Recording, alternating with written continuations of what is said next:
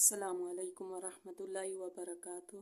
हमारे session Quran with तजवीद में आज हमारा दूसरा सबक है जो कि ज़बर के बारे में है, और ज़बर के साथ साथ जो है हम इन हरूफों के मखारिज के बारे में भी सीखेंगे। मखारिज मखरज की जमा है, और मखरज का मतलब होता है निकलने की जगह, यानी कि ये सारे जो हरूफ हैं ये हम इनकी निकलने की जगह कौन सी है, इनकी अदायगी कहाँ से होती है।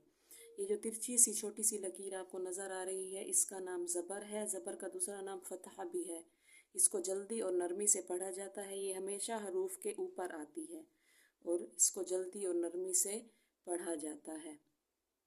ज़बर के साथ साथ हम इन हरूफ के मखारिज के बारे में भी सीखेंगे कि ये कहाँ से अदा होते हैं, हमारे मुंह के किस हिस्से से ये अदा होते हैं।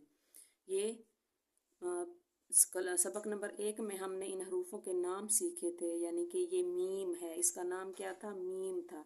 और जब इसके ऊपर ये हरकत आ गई है तो अब इसको हम मीम नहीं पढ़ेंगे, जबकि हरकत के साथ इसको हम माँ पढ़ेंगे। माँ होठों के खुश्क हिस्से को मिलाने से अदा होता है। इसका मखरज क्या है कि जब हमारा ऊपर दोनों होठ हमारे आपस में मिलते हैं तो दोनों होठों के खुश्क हिस्से को मिलाने से मीम अदा होता है। उसके बाद है बा।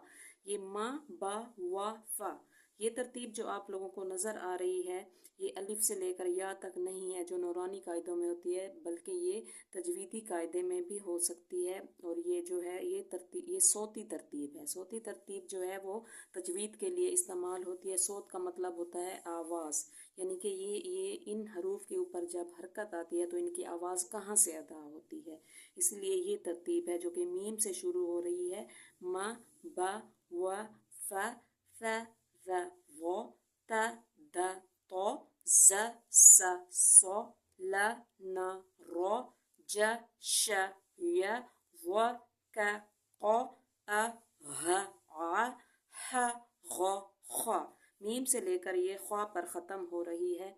इनमें अलिफ नहीं है क्योंकि अलिफ का कोई मखरज नहीं होता है, वो हरूफ हवाइया में से है, इसलिए इनमें से 29 हरूफ कुल थे जिसमें से एक अलिफ को निकाला हुआ है, तो ये बाकी 28 हरूफ हैं। इन 28 हरूफ के मखरज के बारे में हम सीखेंगे, और ज़बर के साथ इनकी आवाज़ क्या है इसके बारे में भी हम आज सीखेंगे।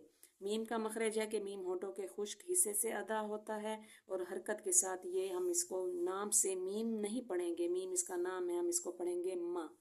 उसके बाद है बा। बा के ऊपर भी ये ज़बर आई हुई है, तो ये इसकी आवाज़ है बा। वैसे इसका नाम है बा, थोड़ा लंबा होके। तो बा होठों के गीले हिस्से से अदा होता है।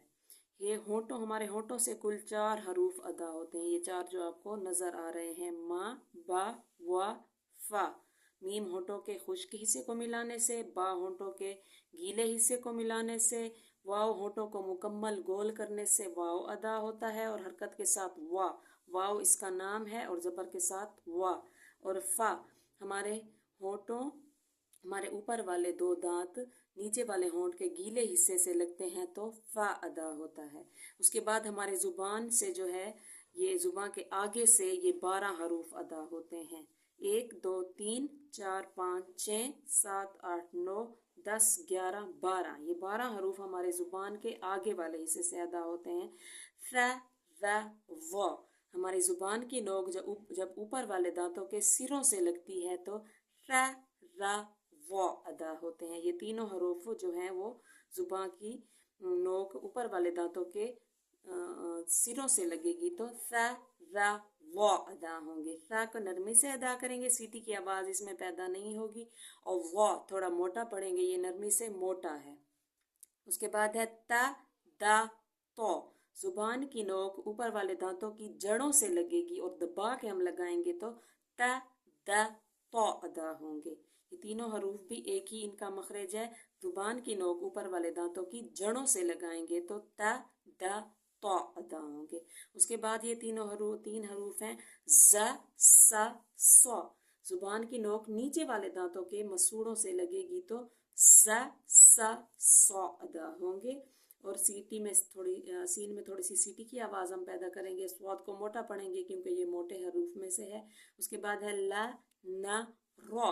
ज़ुबान की नोक ऊपर वाले दांतों के मसूड़ों से लगेगी तो ला न रो ادا ہوں گے۔ یہ تینوں حروف بھی ان کا بھی ایک ہی مخرج ہے، اور را کو ہم زبر کے ساتھ موٹا پڑھیں گے۔ اس کے اوپر جب زبر اور پیش آتا ہے تو را کی آواز موٹی ادا کی جاتی ہے۔ باقی جو ہے یہ موٹے حروف میں سے نہیں ہے۔ موٹے حروف کل 7 ہیں، جو کہ و، تو، ص یہ 3، اس کے بعد واد یہ 4، قاف 5، اور یہ غین 6، اور یہ خا 7۔ موٹے حروف کل 7 ہیں، لیکن را زبر اور پیش کے ساتھ موٹا پڑا جاتا ہے۔ اس کے بعد ہمارے زبان کے بیج والے حصے سے، بیج زبان سے یہ 3 حروف ادا ہوتے ہیں، ج، ش، یا۔ شین میں تھوڑی سی جو ہے وہ شور کی آواز پیدا کی جاتی ہے، اس کی صفت کو جو ہے واضح کرنے کے لیے۔ اور ہمارے زبان کا درمیان والا حصہ یعنی کہ بیج والا حصہ جب اوپر تالو سے لگتا ہے تو ج، ش، یا ادا ہوتے ہیں۔ یہ تینوں حروف ایک ہی جگہ سے ادا ہوتے ہیں۔ اس کے بعد ہمارے کنارے ہیں، زبان کے کنارے۔ غوت زبان کا دایاں کنارہ یا پھر بایاں کنارہ اوپر والی داڑھوں سے لگے، چاہے وہ اوپر ہمارے اوپر جو دانت ہیں ان کی داڑھوں سے لگے، چاہے وہ دائیں جانب لگائیں یا پھر بائیں جانب، ہماری اپنی مرضی ہے، جہاں سے ہمیں آسانی ہو تو واد ادا ہوگا۔ زبان کا دایاں کنارہ یا پھر بایاں کنارہ اوپر داڑھوں سے لگے تو واد ادا ہوگا۔ اس کے بعد ہے کا اور قو۔